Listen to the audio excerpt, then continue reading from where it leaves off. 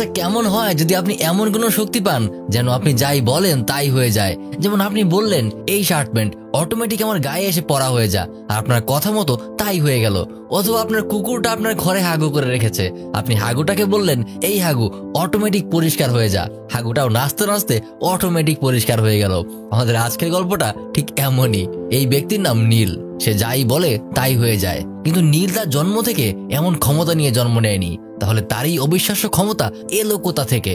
সে তারই অদ্ভুত ক্ষমতা দিয়ে শেষ পর্যন্ত কি বা করেছিল? সবকিছু জানতে হলে এই ভিডিওটা শেষ পর্যন্ত দেখতে থাকুন। আজকের গল্পটা অনেক অনেক হাসির। ভিডিওটা দেখলে হাসতে হাসতে হয়তো আপনার পেট ব্যথা হয়ে যাবে। তাহলে চলুন গল্পটা শুরু করা যাক। এই যে কুকুরটাকে দেখছেন এর নাম হলো ডেনিস। সম্প্রতি মহাকাশে এলিয়েন খোঁজার জন্য আটলাস নামের একটা রকেট পাঠানো হয়েছে। ডেনিস বসে বসে এই রকেটের সংবাদ দেখছে। এদিকে নীল তার নিজের লেখা একটা উপন্যাসের পাবলিশ অনুষ্ঠানে এসেছে। এক সুন্দরী মহিলা সে অনুষ্ঠান পরিচালনা করছে। অনুষ্ঠানে সবাই নীলকে অনেক সম্মান দেখাচ্ছে। নীল সবার উদ্দেশ্যে ভাষণ দিচ্ছিল। এর মাঝেই হঠাৎ করে কোথা থেকে যেন শত শত কুকুর সেই অনুষ্ঠানে চলে আসে, এসে তারা পুরো অনুষ্ঠানটাকেই নষ্ট করে দেয়। এর মাঝেই হঠাৎ নীলের ঘুম ভেঙে যায়। সে বুঝতে পারে এতক্ষণ যা সে দেখছিল সবই ছিল তার স্বপ্ন। তার ঘুম ভেঙে যাওয়ার সাথে সাথে তার দরজায় এক মহিলা নক করতে থাকে। নীল গিয়ে দরজা খুলে দিলে সেই মহিলা তাকে বলে তোমার কুকুরটা সারাদিন ঘেউ ঘেউ করে, এতে আমার অনেক ডিস্টার্ব হয়। নীল বলে এত জোরে জোরে দরজা ধাক্কালে কুকুর না বিড়ালও ঘেউ ঘেউ করবে। মহিলারা নীলকে ধমক দিয়ে বলে বাড়ি ভাড়া নেওয়ার নিয়ম অনুযায়ী তুমি কোনো পোষা কুকুর রাখতে পারো না। নীল বলে এটা আমার পোষা কুকুর না, এটা আমার গাইড, আমি চোখে ভালো দেখি না, এটা আমার রাস্তা দেখিয়ে নিয়ে যায়। মহিলাটা কোনো জবাব দিতে না পেরে রেগে মেগে চলে যায়। নীল কুকুরটাকে নিয়ে একটু বাইরে হাঁটতে যায়। তখনই তার দেখা হয় ক্যাথেরিনের সাথে। নীল তাকে দেখেই বলে ওঠে ক্যাথেরিন, আমি তোমাকে আজকে স্বপ্নে দেখেছি, এই একটু আগেই আমার বইয়ের পাবলিশ অনুষ্ঠানটা তুমি পরিচালনা করছিলে। ক্যাথেরিন মজা করে জিজ্ঞাসা করে তুমি আসলেই বাস্তব জীবনে বই লিখেছ? নীল বলে এই তো শেষের পথে। ক্যাথেরিন বলে গত বছরও তুমি শেষের পথেই ছিলে। এই বলেই সে চলে যায়। এদিকে পৃথিবী থেকে ছেড়ে যাওয়া রকেটটা মহাকাশ এলিয়েন খুঁজে বেড়াচ্ছিল। এলিয়েনের একটা দল সেই রকেটটাকে ধরে তাদের নিজের কাছে নিয়ে যায়। তারা মানুষের কাছ থেকে আসা এই রকেট নিয়ে নিজেরা হাসাহাসি করে। তারা বলে এই ছাগল মার্কা প্রাণীগুলোকে এত সুন্দর গ্রহতে বাঁচিয়ে রাখার কোনো অর্থ হয় না, আর তারা আমাদের মতো এত উন্নত প্রাণী না, আমাদের উচিত এই গ্রহের প্রাণীগুলোকে মেরে ফেলা। এই প্রস্তাবে সকল এলিয়েন রাজি হলেও একজন এলিয়েন বলে আমাদের মহাবিশ্বেরও বেশ কিছু আইন রয়েছে, আমাদের অবশ্যই আইন মানা উচিত। তাদের ধ্বংস করার আগে আমাদের উচিত তাদের নিজেদেরকে প্রমাণ করার একটা সুযোগ দেওয়া। তখন একজন প্রশ্ন করে তাহলে আমরা কিভাবে তাদের সেই সুযোগ দিতে পারি? বসে থাকা আরেকটা এলিয়েন জবাব দেয় প্রথমে আমরা লটারি করে পৃথিবীর সমস্ত মানুষ থেকে একজন মানুষকে নির্বাচন করব। তারপর 10 দিনের জন্য তাকে আমরা যে কোনো কিছু করার ক্ষমতা দেব। সে যাই চাইবে তাই করতে পারবে। এই 10 দিনের মধ্যেই আমরা তাকে পরীক্ষা করব সে তার এই ক্ষমতা দিয়ে গ্রহের কতটুকু উপকার করে। সে যদি আমাদের পরীক্ষায় পাশ করে যায় তাহলে আমরা আর তাদের ধ্বংস করব না। এই প্রস্তাবে সকল এলিয়েন রাজি হয়ে যায়। তারপর তারা লটারি করতে শুরু করে। সৌভাগ্যজনকভাবে লটারি গিয়ে পড়ে নীলের উপর।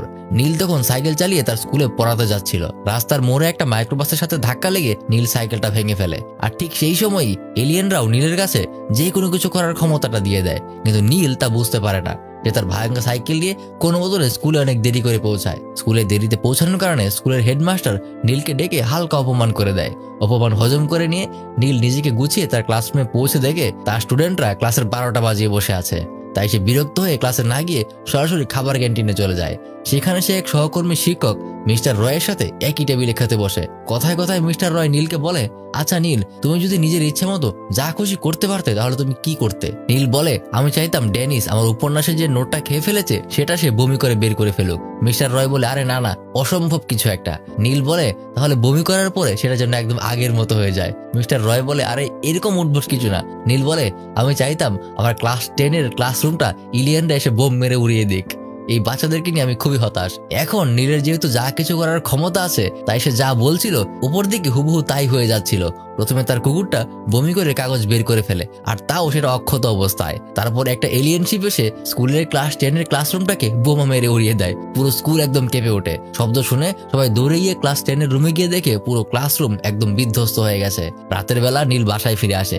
নীল আসতেই ডেনিস তার কাছে ছুটে যায়। নীল দেখে ডেনিস তার ফ্লোরে হাগু করে রেখেছে। তখন টেলিভিশনে খবর দেখাতে থাকে যে আজকে একটা বাচ্চাদের স্কুলে হঠাৎ বিশাল বিস্ফোরণ হয় আর ক্লাসের সকল বাচ্চা মারা গিয়েছে।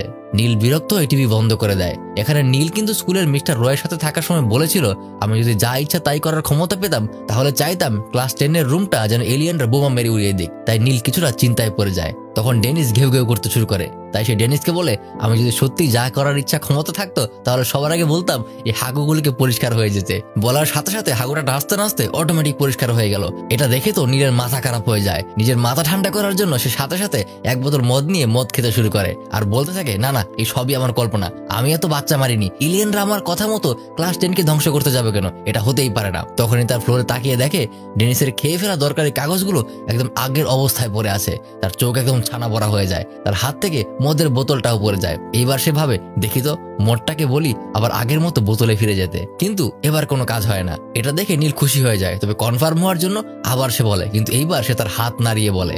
এবার সত্যি সত্যি মদ উঠে বোতলে চলে যেতে শুরু করে। নীল বুঝতে পারে সে তার হাত নাড়িয়ে যা চাইবে তাই হয়ে যাবে। তাই সে বলে, এই মদ আমি তোমাকে অন্য ফ্লেভারের মদের সাথে বদল করতে চাই। বোতলটা লাফাতে লাফাতে বাসা থেকে বের হয়ে যায়। নীল পেছনে পেছনে দৌড়াতে দৌড়াতে বলতে থাকে, আরে ধুর বাল, দোকান থেকে বদলাতে বলিনি আমি ভাবছিলাম অটোমেটিক হাওয়া থেকে বদলে যাবে।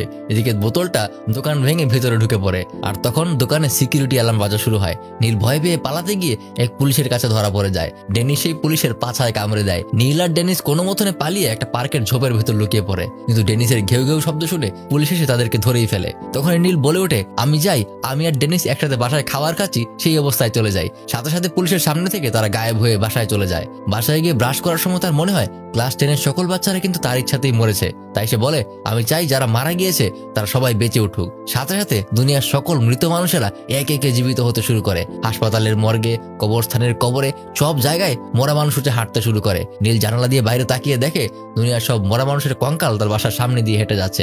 সাথে সাথে সে বলে ওঠে, আরে বালাবার, আমি সব মানুষ বুঝাইনি, আমি চাইছি যারা ক্লাস 10-এর ক্লাসরুমে ছিল শুধু তারা। কিন্তু এভাবে বললেতেও কিছু হয় না। সে মাথা ঠান্ডা করে টেবিলে বসে বলে, এমন হয়ে যাক যেন ক্লাস 10-এর বাচ্চাদের উপর কখনো এলিয়েন বোম ব্লাস্টই করেনি। সাথে সাথে মিস্টার রয়ের সাথে অতীতের ঘটনাটা অন্যভাবে ঘটে যায়। এদিকে ক্যাথরিনকে গ্রান্ট নামের একটা লোক খুবই পছন্দ করে। গ্রান্ট সারাদিন ক্যাথরিনের পিছনে আঠার মতো লেগে থাকে। ক্যাথরিন তার উপর বিরক্ত, কারণ গ্রান্ট দেখতে সুস্থ হলেও সে কিছুটা হাত পাগলের মতো। এদিকে নীল তার ক্লাসে গিয়ে দেখে বাচ্চারা পুরো ক্লাসের 12টা বাজিয়ে বসে আছে। সে ক্লাসের সামনে দাঁড়িয়ে বলে, আমি চাই ক্লাসের সব বাচ্চারা শান্ত, ভদ্র আর পড়াশোনা পাগল হয়ে যায়। সাথে সাথে সব বাচ্চারা বই নিয়ে পড়তে শুরু করে। ক্লাস শেষে নীল হেডমাস্টারের রুমের সামনে দিয়ে যাবার সময় হেডমাস্টারকে দেখে বলে, আমি চাই হেডমাস্টার আমার ভক্ত হয়ে যাক। তারপর নীল যেই মাত্র সামনে যায়, হেডমাস্টার তার সাথে এত প্রশংসা করতে শুরু করে কি আর বলবো। দুপুরবেলা নীল যখন টিচারদের রুমে বসেছিল তখন সে খেয়াল করে তার কাছের কলিগ মিস্টার রয় মিস স্প্রিঙ্গেলের দিকে তাকিয়ে আছে। মিস্টার রয় অনেক আগে থেকে মিস স্প্রিঙ্গেলকে অনেক পছন্দ করত, আর এটা নীল জানতো। তাই নীল বলে, আমি চাই মিস স্প্রিঙ্গেল মিস্টার রয়কে এত ভালোবাসুক যে সারাদিন যেন সে তার পূজা করতে থাকে। সাথে সাথে মিস স্প্রিঙ্গেল রয়ের কাছে এসে অদ্ভুত অশ্লীল ছিমার্কা ইশারা করতে থাকে। মিস্টার নীল বাইরে বের হয়ে বলে, অসাম, আমি যা খুশি এখন তাই করতে পারি। সে তার নিজের বাসায় গিয়ে আয়নার সামনে দাঁড়িয়ে বলতে থাকে, আমি চাইলে যা খুশি তাই করতে পারি।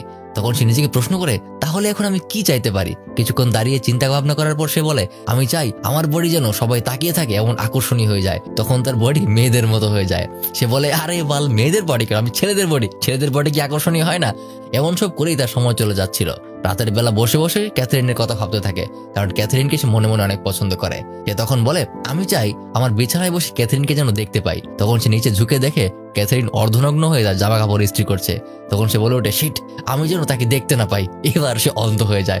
রেগে মেগে বলে, আরে আমি অন্ধ না, আমি দেখতে না পাই মানে আমি যেন 5 মিনিট আগে যেমন ছিলাম তেমন হয়ে যাই। পরদিন স্কুলে গিয়ে সে প্রথমে মিস্টার রয়ের সাথে দেখা করে। সে মিস্টার রয়কে তার পাওয়া ক্ষমতার কথা সব বুঝিয়ে বলে, কিন্তু মিস্টার রয় তার কথা বিশ্বাস করে না। যে মিস্টার রয়কে প্রমাণ দেখানোর জন্য একটা কঙ্কালকে কথা বলিয়ে দেখায়। কঙ্কালটা তার কথা বলে জানালা দিয়ে লাফ দিয়ে হেডমাস্টারের কোলে গিয়ে পড়ে। আর মিস স্প্রিঙ্গেল মিস্টার রয়কে ভগবান বানিয়ে পূজা শুরু করে দেয়। পরদিন মিস্টার রয় যখন স্কুলে যায়, সে দেখতে পায় মিস স্প্রিঙ্গেল স্কুলের একটা রুমে আরো কিছু মানুষ নিয়ে মোমবাতি আর আগরবাতি জ্বালিয়ে তার একটা বড় ছবিটা নিয়ে পূজা করছে। নীলের দিকে তার ক্ষমতা দিয়ে নিজের জীবন খুব সুন্দরভাবে উপভোগ করছে। হঠাৎ ডেনিস এসে পাশে বসে ঘেউ ঘেউ শুরু করে দেয়। ডেনিস কি বোঝাতে চাইছে সে কিছুতেই বুঝে উঠতে পারে না। তাই সে বলে, আমি চাই ডেনিস মানুষের মতো কথা বলতে পারুক। সাথে সাথে ডেনিস বলে ওঠে, বিস্কুট চাই, কালো বিস্কিট, ঘেউ ঘেউ, লাল বিস্কিট, ঘেউ ঘেউ, ঘেউ ঘেউ ঘেউ।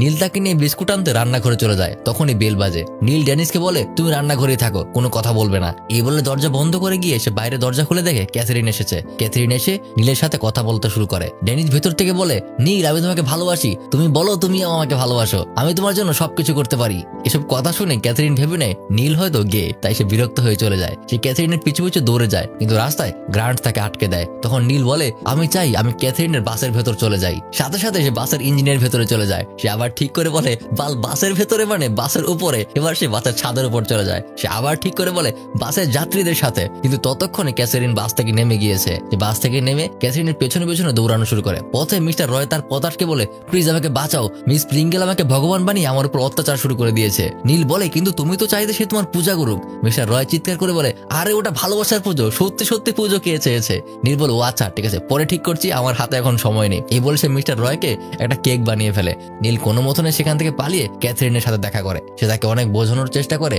কিন্তু ক্যাথরিন কিছুতেই বুঝতে চায় না। সে বের হয়ে চলে যায়। নীল বাইরে এসে মিস্টার রয়কে আবারও কেক থেকে মানুষ করে দেয়। এদিকে এলিয়ানরা উপর থেকে নীলের কাজকর্ম দেখে বলে, এই প্রাণীর কোনো ধারণাই নেই সে আসলে কি করছে। এদের পৃথিবীর মতো সুন্দর গ্রহে বাঁচিয়ে রাখার কোনো অর্থ হয় না। তাদের মধ্যে একজন বলে, আচ্ছা শেষ পর্যন্ত দেখি কি হয়, সে আসলে কি করে। এদিকে ক্যাথরিন বাসায় ফিরে এসে দেখে তার ঘরে কিভাবে যেন গ্রান্ট ঢুকে বসে আছে। সে বাইরে থেকে তালা লাগিয়ে বসে থাকে। তখন নীল এসে ক্যাথরিনকে বলে, প্লিজ প্লিজ তুমি আমার কথা শোনো, তুমি আমার রুমে যাও, তোমার জন্য আমি রাতের খাবার রান্না করবো, তুমি যা বলবে তাই করবো, শুধু আমার সাথে একটু কথা বলো। আর এই ভেতরের গাধাটাকে বলো তুমি বাইরে চলে যাচ্ছ। ক্যাথরিন তার কথা মতো তাই করে। সে গ্রান্টকে বলে, আমি বাইরে চলে যাচ্ছি। কিন্তু আস্তে আস্তে সে নীলের বাসায় চলে আসে। ক্যাথরিন আর নীল খাবার খেতে বসে যায়। খেতে খেতে নীল ক্যাথরিনকে তার অবিশ্বাস্য ক্ষমতার কথা বলে, কিন্তু ক্যাথরিন কিছুতেই তা বিশ্বাস করতে চায় না। সে মনে করে নীলের হয়তো কোনো মানসিক সমস্যা চলছে।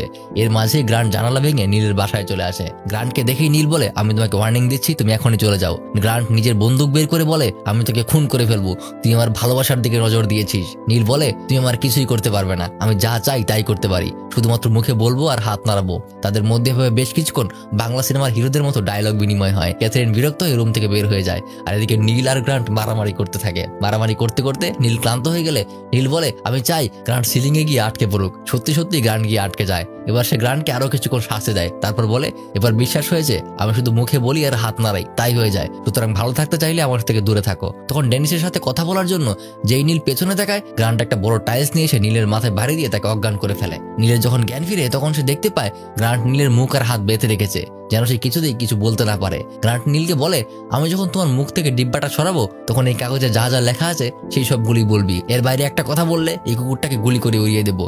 নীল পড়তে শুরু করে, আমি চাই আমার কান বড় হয়ে যাক। সাথে সাথে তাই হয়ে যায়। এসব দেখে গ্রান্ট বেশ মজা নিতে থাকে। এদিকে ক্যাথরিন দৌড়ে গিয়ে নীলের বাসায় গিয়ে দেখে সেখানে মিস্টার রয় আলমারির ভিতরে লুকিয়ে আছে।